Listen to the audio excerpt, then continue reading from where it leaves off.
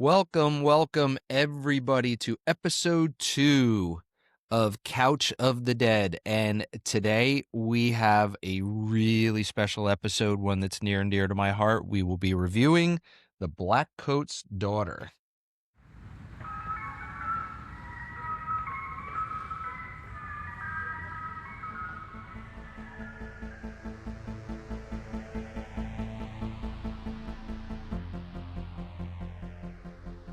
Hi, I'm Vanessa. And I'm Matt. We are two die-hard horror movie fans who want to share our love of spooky cinema with you. So please, if you dare, join us on the Couch of the Dead.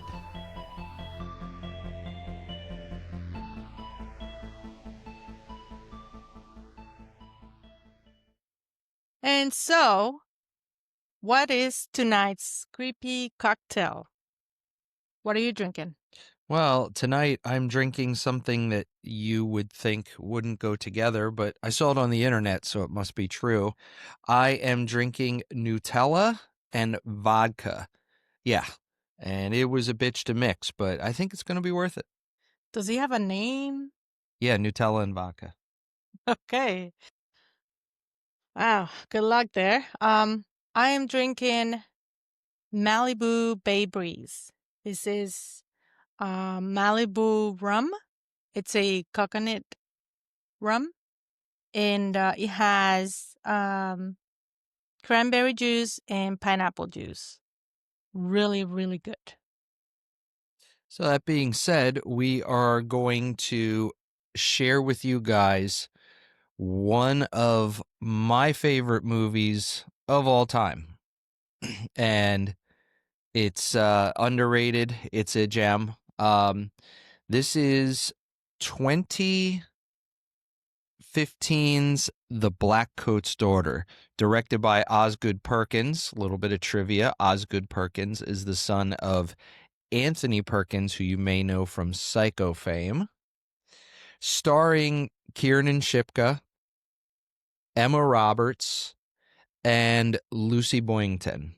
And this movie chronicles two Catholic schoolgirls who are stranded at Bramford Catholic School over winter break. And they are stranded with something sinister. Did you know that this was Osgood Perkins' directorial debut? Yep. Yeah. Osgood Perkins is quickly becoming one of our Yes. favorite directors. And One that we just watched with that he directed. Monkey, he did that one. He did Monkey? Mm-hmm. I thought he did Longlegs. No. Oh, yeah. Okay. Yeah. Yeah. That's what I was Yeah. thinking. Which we will get to that one later, and I really loved that movie. Yeah. But so this movie is one of his picks. Tell us, why is this one of your favorite movies? it's complicated. It's a slow burn. It's a movie that you have to pay attention to. And we'll get into it a little bit later with my scores, but there's so much going on in this movie that you could watch it multiple times and still see something new. And as far as likes and dislikes, there's really nothing I don't like about this movie. The overreaching theme of this movie is loneliness, despair, hopelessness, sadness. And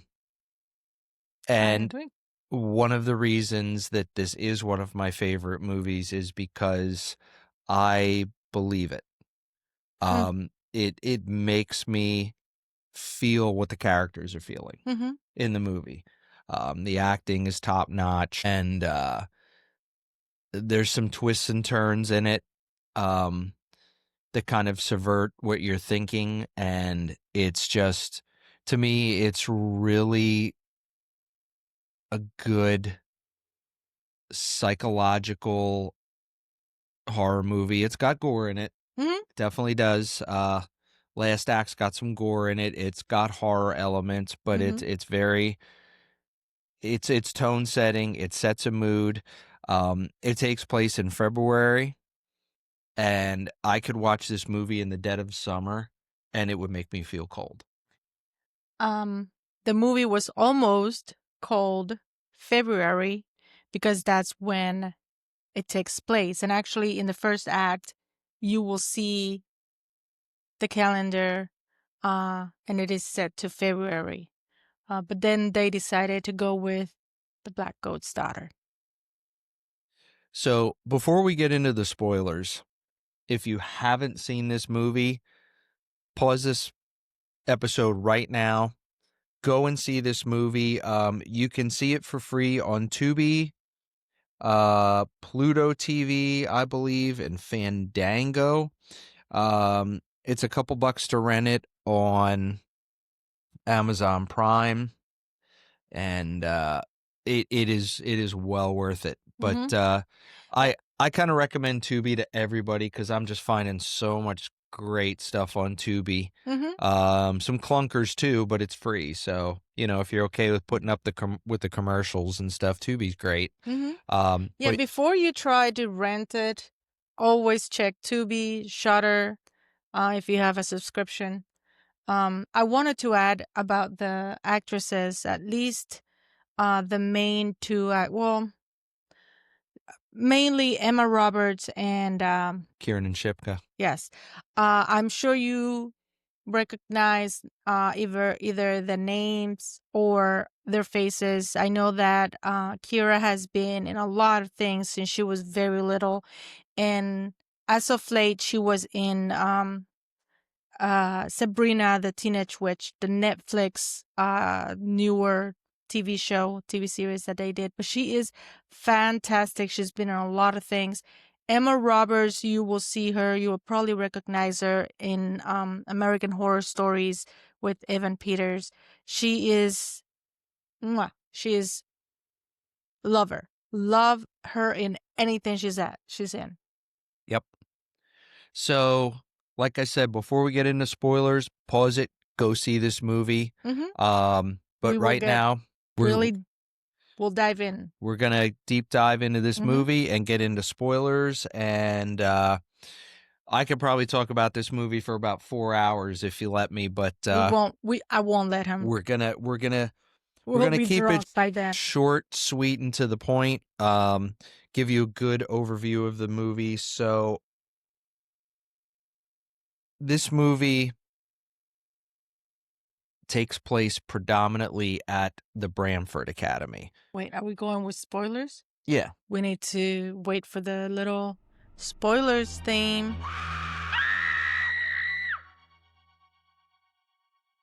Okay. You have been warned. These are the spoilers now. So this movie takes place at a girls' school called the Bramford Academy, and a little bit of trivia: the Bramford is the building that the protagonist Rosemary and her husband move into in the movie Rosemary's Baby. So maybe a little nod to that. Love Rosemary's Baby. If you've never seen that one, yeah, go check it out. So important to know that this movie overlaps a lot. Mm-hmm. It takes place almost in a Pulp Fiction-y way in three different stories, timelines, chronicling our three main protagonists who are Rose, Kat, and Joan. I personally love non-linear movies. I find them fascinated because it does something to your brain that it literally makes you really pay attention. And you have to pay attention because there are subtle things in each of the stories that let you know what's what. So this is one of those movies. I really enjoy the non-traditional, non-linear and a lot of people don't, and that's fine. I mean, if you don't like those, then it's fine. But I think you'll still like this one. So our movie opens with Catherine, Hmm. and it's obvious she's having a dream, um, in which she sees her parents die in a car accident, and it's winter break at the school. She's marking off on her calendar that it's a day until mom and dad come, and mom and dad have not reached out to anybody. The school has not heard from them. Um, you get the sense that yeah, there's something going on. That maybe this was actually a premonition that Kat had. And she talks to the headmaster, and the headmaster's trying to reassure her that I'm sure everything's fine and they'll be here. And, they just got caught up in the weather because it's February, it's dead of winter. And Something you can see in her eyes is that she doesn't quite believe him. I think she's already feeling the loneliness. I mean, obviously, these girls are in school away from home. It's one of those, schools, and it sounds like she hasn't seen her parents in a while. So I think in her eyes, you can see that she doesn't quite believe that they'll be there, especially after having a nightmare. But I mean, it's just a nightmare. So, and it goes back to Kat is very lonely. You get the sense she doesn't have any friends at this school. hmm Um, she's doing a piano recital right after this, and is asking the headmaster if he's going to be there to see her recital. And he says, don't you want to, play this for your friends? And she just kind of avoids the question. And you get the sense that she's very lonely, and she's the highlight is her parents coming to get her. And now that's in doubt. hmm and even when she's playing and she looks over at where her parents would be sitting and they're empty, and she has that glaze, on her eyes. Yep. So the first little vignette we're introduced to is our second girl, Rose. And Rose is older. She's a senior, and Rose has a pregnancy scare. And she has intentionally told her parents the wrong day to come and pick her up for winter break because she wants to buy a little time. She wants to go talk to her boyfriend about all this, and how they're going to handle this, and what they're going to do. But because of course this is a big deal. So And now it's not very clear what year or decade this takes place. We do know that they are cell phones. Um, so yeah, I mean, and they also use there's also payphones, payphones too. so Yeah. it was weird in that way. Yeah.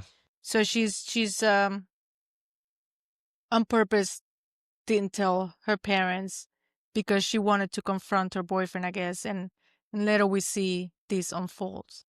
Yep.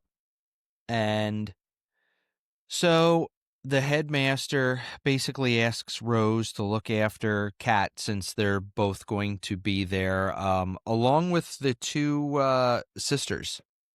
Right. So there's obviously two nuns, sisters that oversee the girls, and so the headmaster is gone though. He's gone for the break. But the two sisters and then the two girls are the ones who are staying behind. The headmaster had told the older girl, Rose, to basically keep an eye on Catherine because she's obviously younger and more vulnerable, Mm-hmm. more naive too. Yeah, and Rose wants nothing to do with this. Nope. Rose She has her yep, plans. Rose is like, I didn't sign up to be a babysitter. I don't feel so good. Yeah, so at some point, I got yeah, Rose is gonna step out, and meet her boyfriend, and they're gonna decide how they're going to deal with her pregnancy, and they let Kat behind, and Kat is just kind of looking at Rose while Rose is getting ready in her room, going, "Well, you were supposed to watch me," Mhm. and she's like, "You'll be fine," and she's like, "No, but you were supposed to watch me," and this comes back a little bit later because now Rose leaves and leaves Kat behind. Well, and uh one of the conversations that Rose has during this time with her is she's somehow it came up that the nuns are wearing wigs, and she's like, "Oh yeah," Rose telling Catherine, "Oh yeah, didn't you know they worship the devil or something like that?" Mm-hmm. And this is important. So she's trying to scare Kat. Mm. She's trying to mess with her, Mm-hmm. and In the meantime, we have Joan appears in the story. Again, this is non-linear, so um the scenes get cut through, and now we have a little bit of Joan's side of the story. Joan is Joan seen. Joan is not one of the girls She's that not. we've been introduced to yet. No. So if you're watching this movie for the first time, you're thinking, okay, who's this Joan Mm-hmm. character? Yeah, and Joan is she's at a bus terminal, Well, no, and we see Joan first at the hospital, well, or it was that a memory? that's kind of a memory. Okay. Jones standing in the bathroom at the bus terminal, and she looks down and she has a a bracelet, A like a hospital hospital brace. bracelet, and there's just flashes of people handing medication. So you get the sense that Joan was either in the hospital or, she was going through something at some point. And she comes out of the bus terminal and she's looking at a map, and on the map is the town of Bramford. Mm. So you can tell that's where she wants to go to. And But it's at night, and she's sitting outside, and there's no buses coming. So at this point, there's a gentleman who sees her, and Bill. he's right, Yeah, we're Bill. introduced to Bill. And Bill approaches her, and he's like, "Hey, aren't you cold? It's the dead of winter, I guess. And hey, aren't you cold? And you're not gonna be too good with that jacket." Anyway, he makes small conversation, and eventually says, "There's no one coming. Me and my wife can drop you off somewhere." So they go. She goes with him, and one of the things that I noticed that it's on the back of Bill's car. There's a sticker that it's about the Branford school, which is the school, the Catholic girls' school. Yeah, so we're starting to tie stuff in loosely. At this point you don't know, but you're like, "Wow, why does this car have a Bramford bumper sticker on it?" Mm-hmm.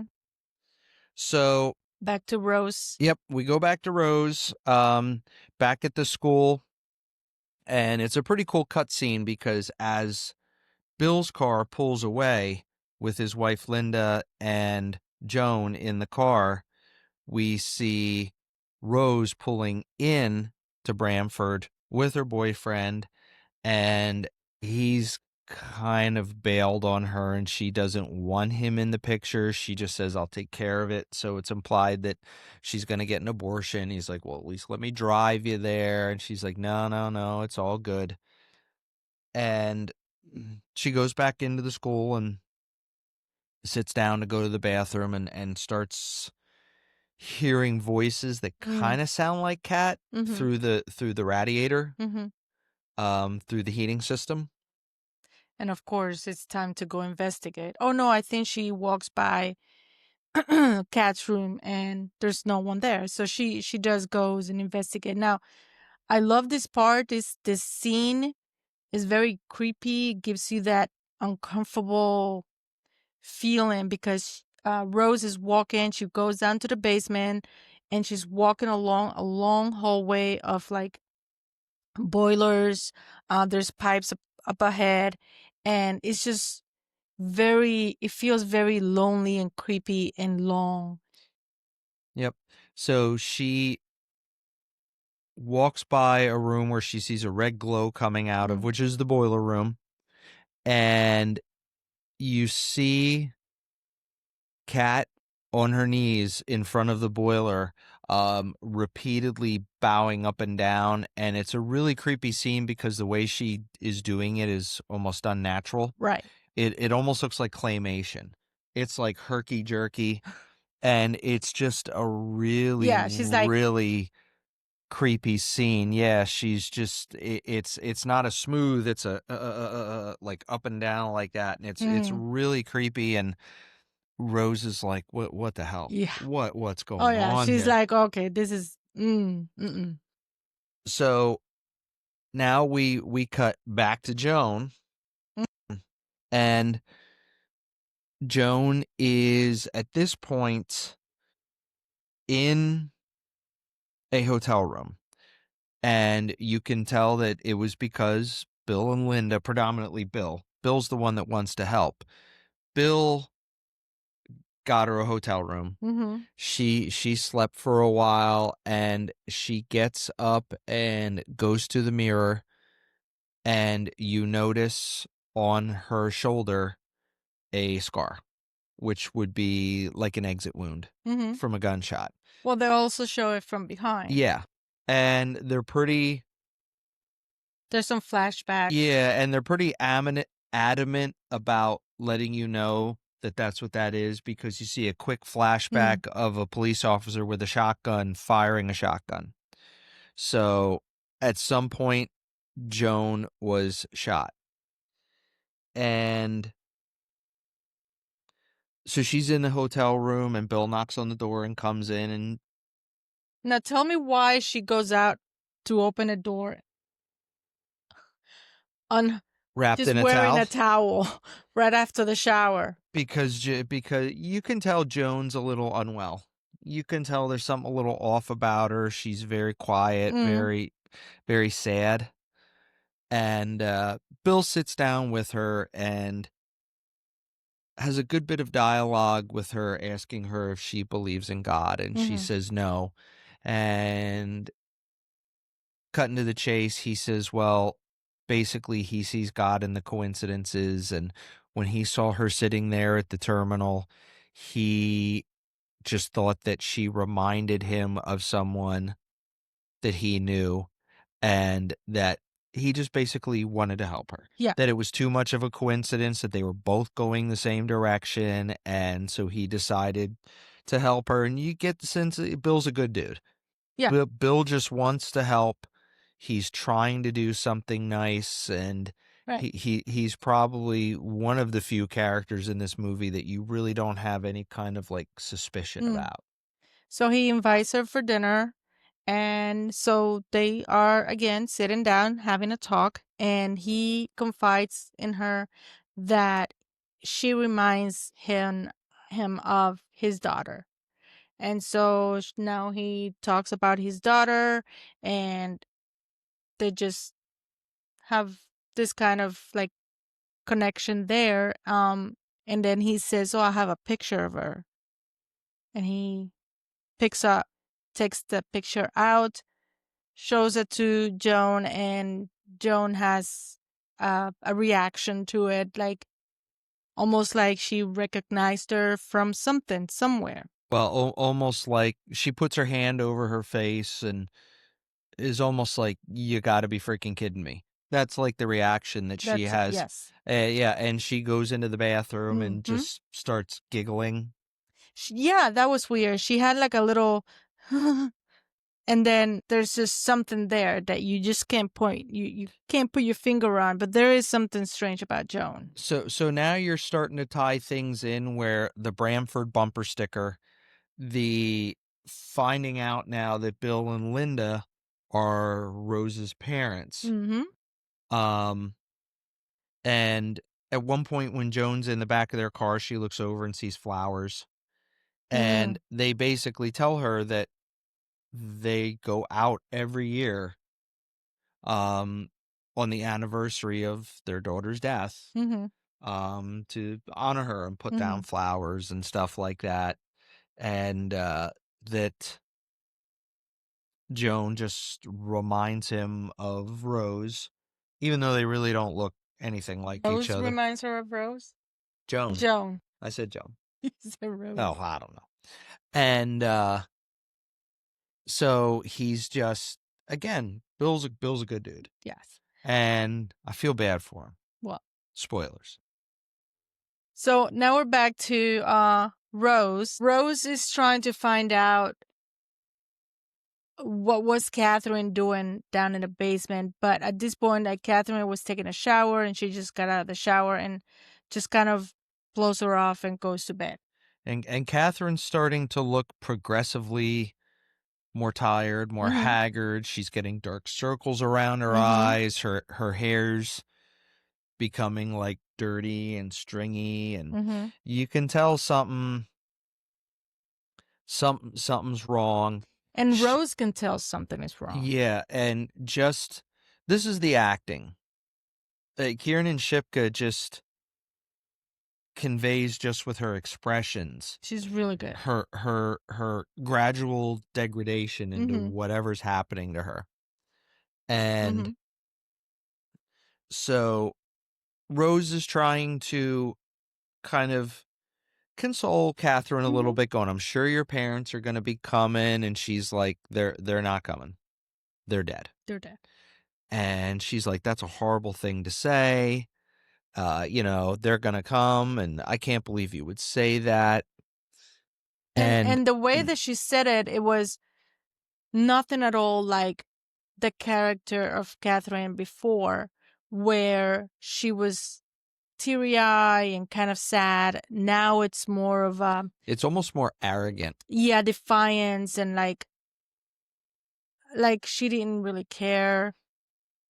Her demeanor, it's definitely strange. And she ends up telling Rose, you smell pretty. Yeah, that's a couple. You smell pretty. You smell pretty. And payphones are a big thing in this movie because at one point in this movie, I think we skipped over this a little bit in the beginning, where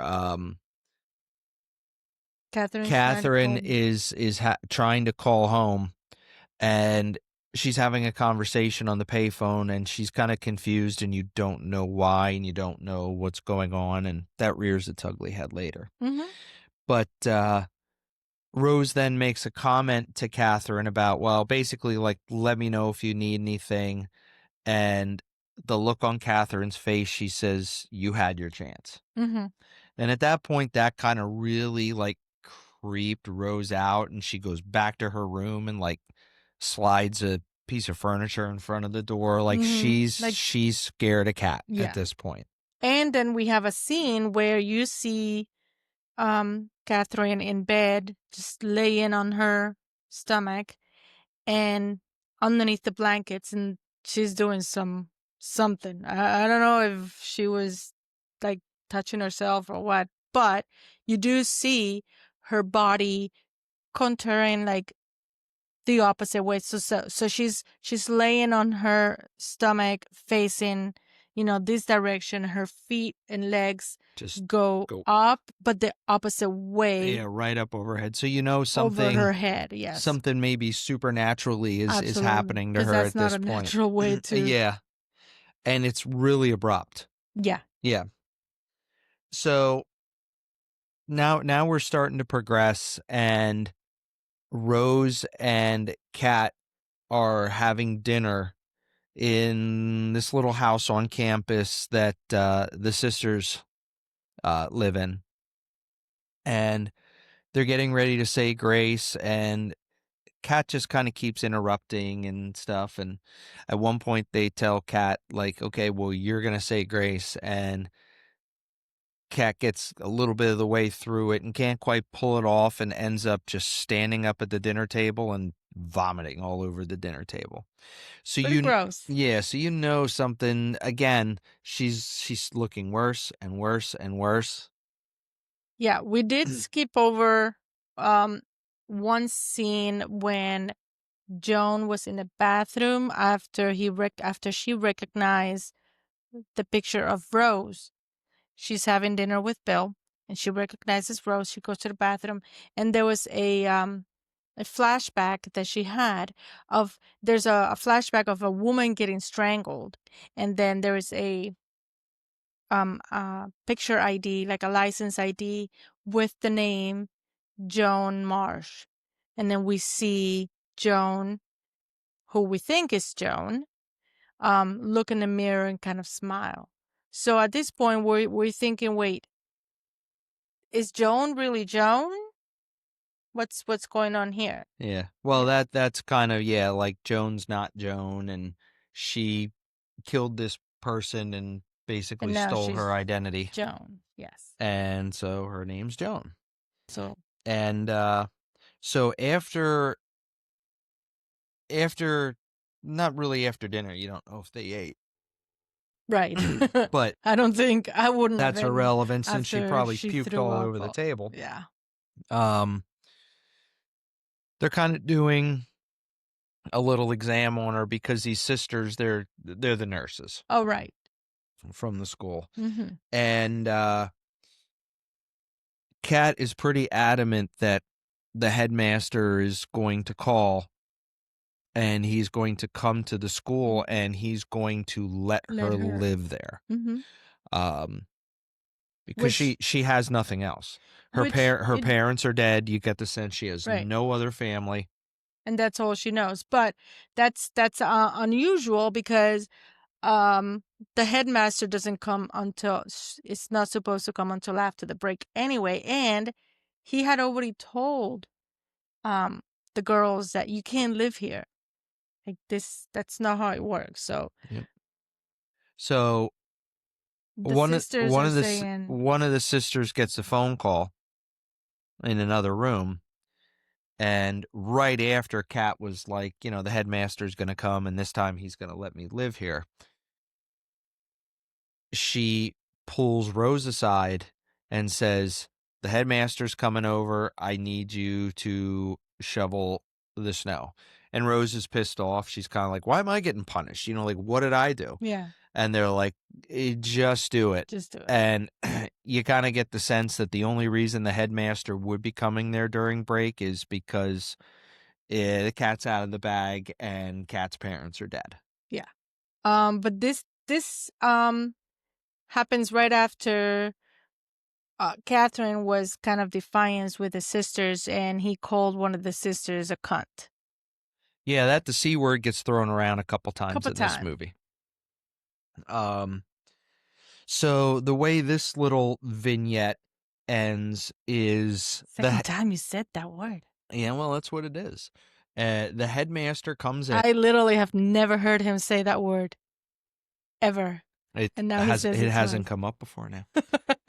And the headmaster comes in. But he's comes in an SUV that's a police vehicle. Oh. So you know at that point he's coming there with the police because they probably found Kat's parents' car. And he can't get in the door of the house where the sisters live initially. And you get this camera scene of the camera panning just basically all around the house. And at one point, it stops on a door frame, and there's a smear of blood on the door frame. So you know something has happened in that house while Rose was out shoveling the snow and Kat was in there with the sisters. And the headmaster, having all the master keys, opens up the door, and you don't see what he sees.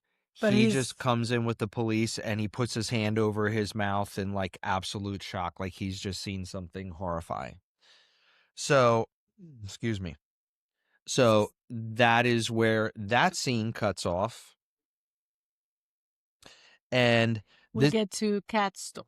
yep, this is kind of where everything ties in together. And now we get Kat's story. And Kat's story, Kind of fills in the holes yeah, from kind of before. like backfills and goes over a lot of the stuff that happened in the beginning of the movie just to kind of keep you up to pace. And the first thing we find out is when she's talking on the payphone, she's saying, like, Dad, is that you? You know, I can't Oh, hear you. that's right. And there's a strange voice coming from the payphone talking to her, and it doesn't sound like a dad at all. And kind of the cool thing is we watch all our movies with subtitles because someone's deaf. And a lot of the It's stuff, my language barrier. yeah, a lot of the stuff that you hear over the phone that you couldn't make out without subtitles isn't given away in a subtitle. It's just like intelligible garble. So that was kind of good. One minute, 1 second. This here is Daisy Blue, Daisy of the Dead, if you will. That's And, that's our live cat. This is our dead cat. yeah, she it's a lot louder than Necro Kitty. And Necro Kitty doesn't try and yank down our backdrop. No, that's So, for sure. yeah. So, anywho, so we go to Cat talking on the payphone, and through all of these hushed whispers and unintelligible sounds, you hear a voice on the phone, and I quote say, "They're not coming back, or they're not coming. Kill the Kill the cunts." cunts. So, you know, you're like, wow, like this is before we know that really something's happening to Kat. Right. It's when she still kind of looks like fresh face because now we've jumped back in time a little bit. But I think it's worth noting that during this garbage conversation that she had on the phone, I feel like there was some sort of possession during this conversation, because you wouldn't have stayed on the phone for that long if you weren't getting anything out of it. Like, as soon as she understood that it wasn't her dad, she would have hung up, like a normal person would just hung up. But we see her on the phone and what it looks like for a little bit. And throughout some of this, you're getting the sense now that Kat is possessed, but you're also getting the sense that Kat really doesn't mind so much. Right. She's a little receptive to it. Very. And Ooh, a lot. shadows. Yes. A lot of what happens in Kat's vignette backtracks to her point of view as opposed to Rose's point of view from the beginning of the movie. So we see a few times where Kat's Overlaps. taking a bath. Uh-huh. And she's also at the point where she's standing in the doorway of Rose's room, and Rose is talking about the sisters worshiping the devil. Where you saw Kat just kind of staring off in the distance, and this reveals what she is staring at, and it's basically like a demon shadow with like these two like really long horns. And bunch of trivia, this demon shadow makes a bunch of appearances in the movie. There's 2 or 3 times it's I saw it very 3 obvious. times. Yeah. But there's other times where it's not so obvious. Mm-hmm. So now you've gotten the sense there's a supernatural presence. It wants Kat. If it doesn't have her, it's slowly taking her over. Right. We finally see a connection at some point with the characters. Yeah. Well, remember too, we find out why we saw the smeared blood. So yes. So we go back to the headmaster and the cop. Well, the headmaster first. He goes into the house of the sisters. Mm-hmm. Although this was before what happened with Kat, correct? Yeah. Yes. Yeah. And we find out that when Rose was out shoveling snow, Catherine was still in the Kat house. is in the house and just brutally murders the two sisters. Right. And Cunts. yeah. And she walks up the steps and comes back down with two pillowcases, and you don't quite know what they're for. But right after that, she finishes off the sisters because they're still like crawling across the floor alive. Yeah, they're not quite dead. And she just like stabby, like repeatedly, and shows mind you, it no was remorse. it was no, obviously she was like at this point she's completely possessed. But she's just using like a steak knife. It doesn't even look sharp. So, but she's just going at it. It requires a lot of upper body strength. Mm-hmm. She probably lifts, bro. You can see her just going at it. So if you're not into blood, just yeah. I thought it was great. And she's kind of enjoying herself too. Yeah. Yeah. So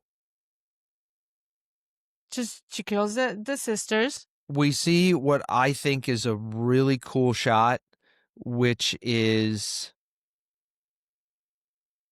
you see Rose. Now we hop back to Rose real quick, because she's looking for Kat.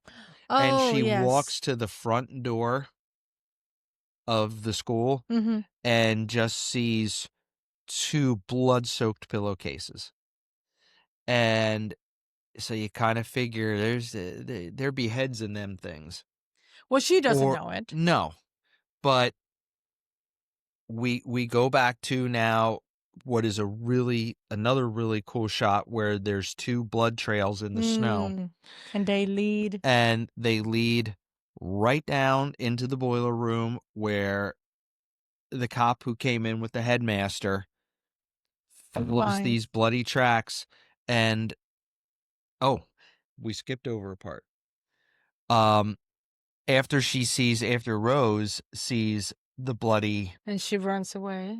She runs away right past that same payphone that Kat got the call on from Satan earlier, and Kat just ambushes Rose. Mm-hmm. I mean, she just goes crazy on her. And just stabs the ever-living shit out of her. Honestly, I think Rose could have taken her. He's like, no, she got ambushed. I don't fucking care. Like, I would have kicked it. Yeah, how about I just jump around the corner and start stabbing you and see how much you fight back? You can try. I have really fast reaction, man. Yeah. Anyway, so yes, she gets. But this scene to me, when they really kind of focus in on Rose's face as she's dying, and Lucy Boynton as Rose does a great job. You just literally get the sense that you're feeling. I think that you're seeing the life drain out of somebody. All three actresses did amazing. Yeah. I really felt the emotion and what they try to convey with their acting, their faces, their everything was very believable. And one of the most disturbing scenes, subtly disturbing, that I thought was in this movie was after Rose dies, you get a shot kind of like over her back, and you see Kat kind of off camera. You just see her hand come in, and she pulls Rose's head up by her hair. slow motion kind Yep. of. Yeah. And she puts the knife under there, and she's gonna cut her head off. Yeah. I think, you know what? We don't see this No, in you don't. any of them. You really don't see a You lot don't of it. see the actual chopping of the head, which I really think gives it a little bit more of that creepiness factor to it. You know it happens, and you see right before, but it doesn't show it. However, to me, it's kind of Go ahead. I'll talk about it then. it's kind of that is the only thing that I would say it's unbelievable a little bit, because she's using again what it seemed to be a dull steak knife. And Yeah, but she does have demon strength. yes, true, but I don't know if you've ever chopped a head. Even If you've ever chopped a head off, leave that in the comments and let us know how hard it was. We promise we won't tell anybody. Even with an axe. We promise. Your secret is safe for us. Even with an axe, it's a hard thing to do, to chop someone's head. So it had to take her a long time to do it with a dull steak knife. I'm just saying. That's all the the great things in this movie, and that's what you're hung up about. Is, man, that knife, that could have been a sharp steak knife. You don't know that. she could have grabbed a butcher's knife, or what's the other one? Whatever other one. A Lister knife? Whatever other knife. Whatever. So we go back to the police officer following the blood trails in the snow down to the boiler room, and probably the goriest scene in the movie. We see the heads of Rose and the two sisters on the floor of the boiler room. The boiler's glowing red, and Kat's just full on possessed at this point. With a knife. She got the same them knife. She got them crazy eyes, and she raises her arms above her head and just basically, yep, just like Carrie's mom at the end, and says "Hail Satan" a couple times, and Hail Satan. And the officer is Hail like Satan. yelling at this point, like, "Drop the knife! I'm gonna shoot a bitch if she don't drop this knife. Just drop the knife." And the officer fires, and the screen goes blank. And so this is when you see the connection. Yeah, it doesn't take rocket appliances. Nope, between Joan, and Kat, because she gets shot. Yep. Right where her scar is. And Jones. That was a nice twist. Jones' flashback is the same police officer shooting. So at this point, we know Joan has stolen somebody's identity because Joan is Kat. Catherine. So, dun, dun, dun. Yep. So at this point, you kind of think, all right, this movie's damn near close to being over, and it is. But now we switch to Joan's story. So what's that you do over there? Oh, so I drank all my Nutella and vodka, which didn't have a lot of vodka in it. And I decided to go with Kettle One Cocktails Espresso Martini. Is it done by Kettle? Yeah, Kettle One. So I don't know how this is going to work because I'm drinking, it says espresso. So I don't know if it has any caffeine in it, but it is both a stimulant and a depressant. So it should probably just like even me out. Sure. Yep. So at this point, we go to Joan's. Joan. Which is Kat. And I don't think we mentioned this. This Joan's story happens 9 years. Joan later. Is Kat. Kat is Joan. How can Ace be 1 and 11? So this is 9 years later. So we get to the point that we understand. It's not said per se, but we understand that somehow Catherine ended up in a mental institution, and 9 years later, or some kind of supervised facility. Right. And then 9 years later, she breaks out, and now this is where we are with older Kat. which is Emma Roberts, obviously. So she is in the car heading towards Bramford with the parents of the girl she brutally murdered 9 years ago, obviously unbeknownst to the parents. They don't know. They never know.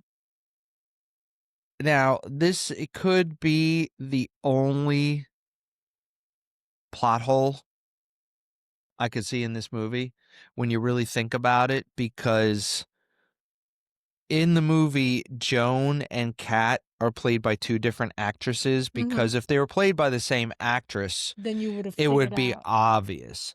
So they kind of want to throw you a curveball, but you would think if your kid was brutally murdered and they knew who did it, you would have seen her. Mm-hmm. You would have seen this person at some point that Mhm. brutally murdered your kid, Yeah. and they would have recognized her. True. Absolutely. That's Yes. kind of the only like little plot hole, but they had to have it played by two different actresses for the viewer of the movie, Right. so you didn't piece everything together right Right away. away. Yes. So Well, back to well, no, okay. Go back to Joan. yeah, Joan, so older. Joan's in the back seat, and they're headed towards Bramford, and they pass a sign that says Bramford 3 miles, and I'm not going to get into every little No, she conversation they wants to had, but pull over. she wants to pull over. Joan, older cat, wants to pull over. The wife is like, "No, don't pull over." And Bill, being the nice guy he does, he pulls over, and right away,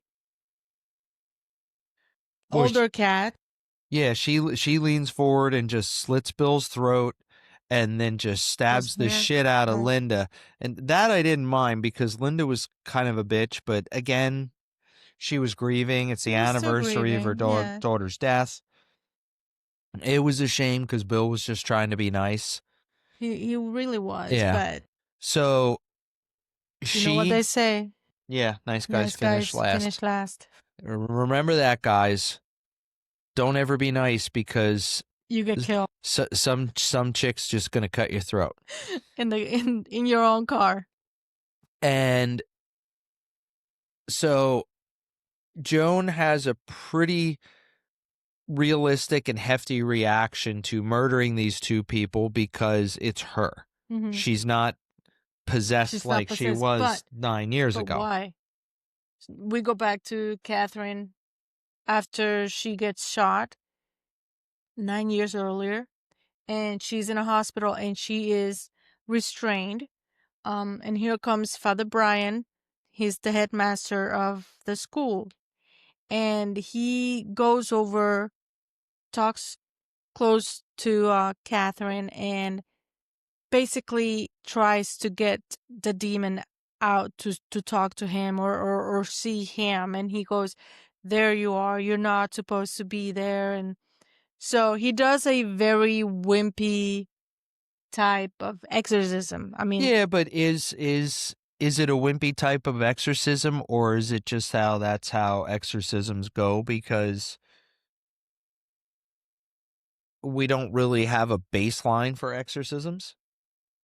Maybe I he's think it just was really good at it. I think it was very wimpy. It's like he laid out his tools and he sprinkles some what Holy we think water. it's holy water, and she like lifts up from the bed supernaturally, and voila. I think this is also one of the saddest scenes when she understands that the demon has left her. And you see the creepy demon shadow in the corner, so you know that it's been expelled from her and it's now out of her. And she's staring right at it. And she says, "Don't go." "Don't go." So this is a little twist on the possession movie, because most movies where people are possessed, they don't want to be possessed. Kat wanted to be possessed because her parents were dead. She was so profoundly lonely Desperately lonely. that it literally makes you so sad for her because she was possessed by a demon, but that was the only companionship she had, and she wanted to be possessed. It really was the only time she actually smiled. Like when she did the little bit of defiance type of smiles throughout the movie was It was the when only she time was she seemed possessed. happy throughout the whole movie was when she Well, was not like, possessed. Even yeah, if she was killing people, it was a maniacal happiness, but yeah, she seemed pretty content with yeah. herself. So we understand that the demon does leave her, and And it's important to note too that the father did say, "Leave this place and never come back." mm-hmm. All So, right. yep. So we go back to Joan, and she's murdered Rose's parents, and she grabs a suitcase out of the back of the car, puts their heads in the suitcase, and starts hoofing it to Bramford. And at this point, Bramford has it's Closed closed down. down. It's been condemned, probably because of the triple murder. And she kind of sneaks in around a gate, and she sees a picture of Rose in the snow, which again kind of leads you to believe it was probably a Memorial. memorial. Mm-hmm. She goes into the boiler room and with the heads, and at this point the boiler it's done. It's Yeah. cold. Yeah. Not just indicating that the That the school is shut fires, down, yeah, it's but that the that there demon is is no nothing longer there. there. Yeah. She puts her hand on it and feels it, and it's cold, and she's brought her sacrificial heads, and nothing happens. And You see her in the next scene outside, and she's just devastated. She's crying. She doesn't know what to do. She's in the middle of the street, basically, and she's just devastated. And you can feel that. yeah, there's some scenes where actors or actresses cry where you just don't feel it, but Emma Roberts makes you feel Mm, this. yeah. And so it's basically the movie. And again, you feel so bad after the fact for the character of Kat, Mm-hmm. that she was so profoundly and desperately lonely that she wanted to be possessed by a demon. Mm-hmm. Um, and regardless of the horrible things she did, she was possessed. That's why she did it. Well, not the last two No, kills or three but kills, after but that, she was just driven insane by loneliness, and she was so desperate that 9 years later, she she went escapes back from a mental to institution try to get. to go back to the place to try and get possessed again. Yeah. That's how lonely she was 9 years later, and you really, really feel bad for this character. It's Absolutely. not a happy movie. Oh God, no. It ties everything up, but not in a happy little bow. It's you go away from this movie. The first time I watched it, I went away from this movie thinking, "What the hell did I just watch?" Mm. Um, like this movie is Mm-hmm. depressing. It's really, I mean, if you're into a really good layered movie with a really good plot and a twist, it's great. You like Mm-hmm. a slow burn because it does. It takes a little bit to get going, but once Yes. it gets going, it gets going. Mm-hmm. And Even though it was a slow burn, I yeah, don't really think it was like a boring, no, because it builds up little by little, but it does builds up. It doesn't and like just. everything is, you'll find out later, everything is relevant. Mm-hmm. Mm-hmm. But it's just so depressing. Mm-hmm. It's such a depressing movie, and but it's so good. Yeah. So let's get to scoring. Okay. I completely forgot to do the scoring, so that's why I was kind of writing. I was kind Yeah. of writing here while And he was talking. until we kind of get this down, you'll have to excuse us because we do look at our notes and stuff like that. We want to make sure we don't miss anything. And we do sometimes. Yeah. You know, Um, it happens. but it's just more we're giving you an overview of the movie Mhm. and telling you what we think about it. Yeah. So. Yeah.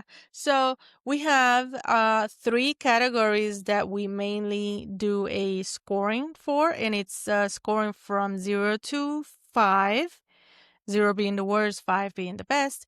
The first category is plot. What did you score this movie for the plot? Well, besides the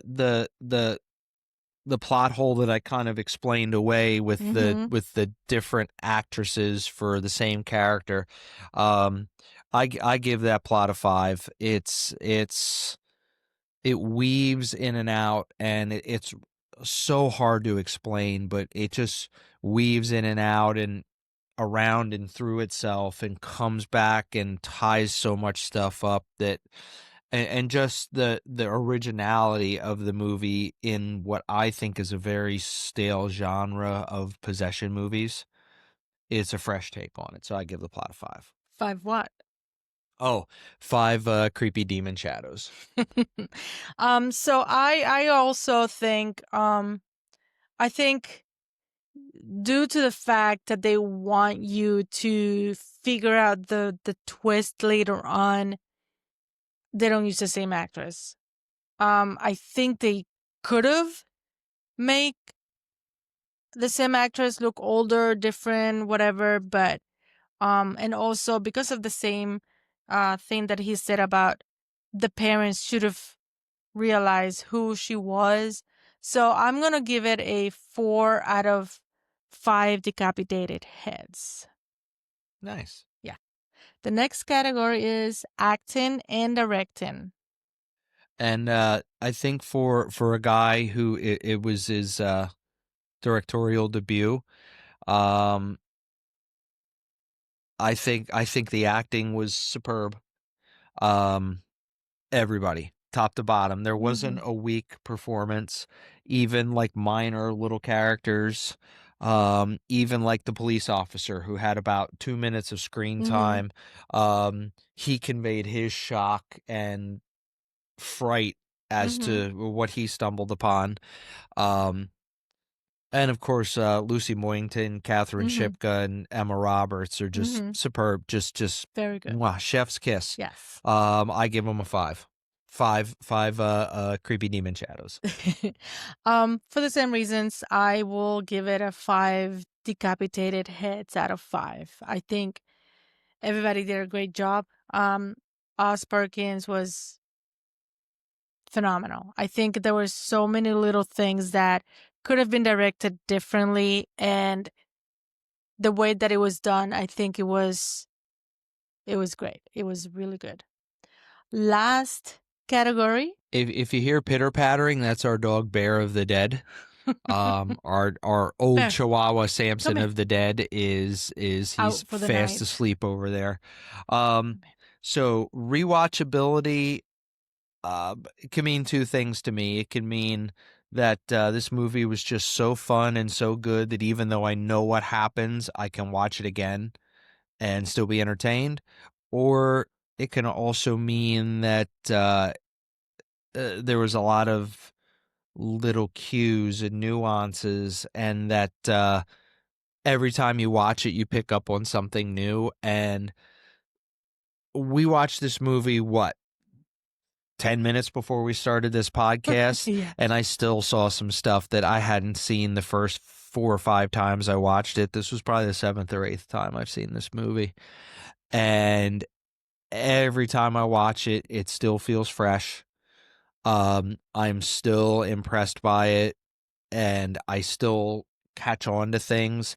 And you were probably going to have to watch this movie probably 2 or 3 times until you're like, wait a minute, what happened here? So I give the rewatchability a 5. I give it a 4 decapitated heads out of 5, only because um yes, I think it's fun to watch it more than once, but it really does tie up pretty good that I don't feel like you have to watch it that many times to get to the bottom of some of the things. So I think it's fun to rewatch it if it's on and you have nothing else to watch. It's not like a bad rewatch, but it's, it's good. So 4 decapitated heads. My final total altogether is 13 decapitated heads out of 15. Yeah, mine is a perfect score of 15 creepy demon shadows out of 15. And I can tell you right now, there's not going to be many movies. Little spoiler down the road, I won't tell you what movie it is, but there's another movie I will give a perfect score to. I know which one it is. There may be other ones, but to me, this movie is never a movie that I put on just for background noise. If I'm playing video games or doing something else, if this movie's on, I stop and I pay attention to it. It's that good. Just from top to bottom, it doesn't have a weak spot. It's so good. I mean, like I said, I could just blush and Yes, gush he about this could. movie. Let's I- get to a game. Yeah. Yeah. So We got a little game. we on. have a little game. We're gonna pull up our timer here. There. Get down. Get down. There you go. All right. So, our little game, If I can figure out how to use my phone. and I'm going to have to put my glasses on. Okay. So, we are going to, in 1 minute, and we are not doing this after we did a lot of research or anything like that. I don't have a pen. He doesn't have a pen, so he has to get up. I'm going to step off camera and get a pen. Well, I'll explain. So in 1 minute, we are not professionals here, we have folks. to come up with as many other movies about possession that we can. And obviously the one that has the most movies wins. And because we're also going to be naming as many as we can in 1 minute. 1 minute seems like a lot. 1 minute's pretty long, but that's fine. It'll go quick.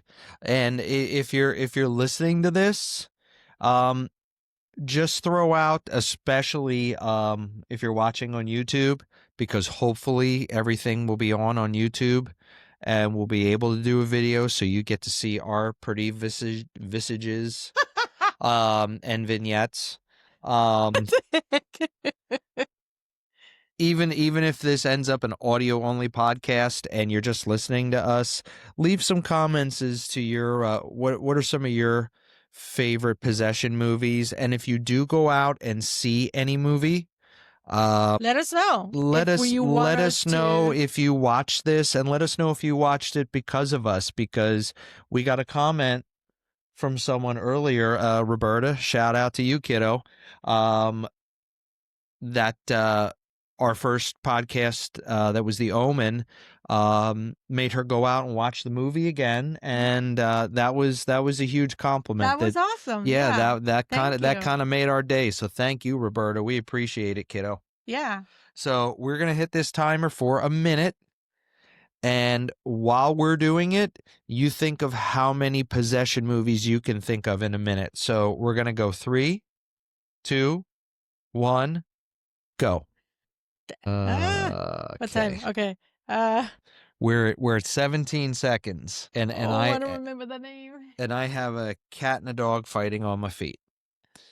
Yeah, see, now I'm drawing a blank now. Like, you guys at home, I hope you can think of some stuff here. Huh. Wow, I'm drawing a blank. You may go 2 for 2 here. Don't look at my paper. I'm not. I see you looking at my paper. Shoot. Oh, time. Okay. That went quick. Okay. All right. Okay. So, I got The Exorcist. Me too. 1, Yep. 2, and 3. Okay. I don't know if there's a possession in The Exorcist too. Yes. I've never seen it because it's a hot pile of steaming garbage. So and you only know The Exorcist 3 because of me. No. That shouldn't count. Okay. The Last Exorcism. Oh, okay. Emily Rose. I have that too. Okay. Are we counting the the ones? I thought we were. The ones that we did to like the same. I thought Yeah. we were. Yeah, Okay. because it's who comes up with more. So even Okay. if we have The duplicates, that's Pope's exorcism yeah, I got that. and God's exorcism. The Exorcism of God. That one. Okay, well, you beat me by one then. Woohoo! All right. That's So twice. Vanessa's 2 for 2. And our So whiteboard is six, falling seven. over because our animals So are. I got 7. You got 6? No, I only have 4. I have The Exorcist, Emily Rose, The Exorcist 3, and And the Pope's exorcism. The Pope's Exorcist. Okay. So I got more. Stay tuned for a super podcast in the coming months about The Exorcist 3. Oh, yes. And I'm not being That's a spoiler. sarcastic. That's a spoiler alert. So let us know what movie you would like us to do next, and we will try to put it in there in our list. We do have a list. Yep, we're always up for suggestions. Yep. I mean, we have an infinite list, but yeah, if there's a movie, especially a hidden gem, like that movie that you just love that you don't think anybody else knows about, I can almost guarantee you we do. We do watch a lot. Eyesight Incident in a Ghost Land, Ed. 2 shout-outs today. Yeah. Nice. But we've probably seen it, but if we haven't, we want to know about it. Yes. I mean, give us anything. Give us gore. Give us obscure. Give us B movies. We're just gonna try stuff. We're just gonna try stuff and see if it sticks. We hope you enjoy it. We're gonna try and do a lot right off the bat here, and try and get you guys a new episode every week. That's the goal. If everything goes according to plan. Fingers crossed. I mean, we can record stuff pretty easily. It's getting it edited, and which I don't have anything to do with. That's all her. I can barely use my cell phone. Yeah, So that's true. again, highly, highly, highly recommend this movie. Go out and see it. If you're a horror fan, you will not regret it.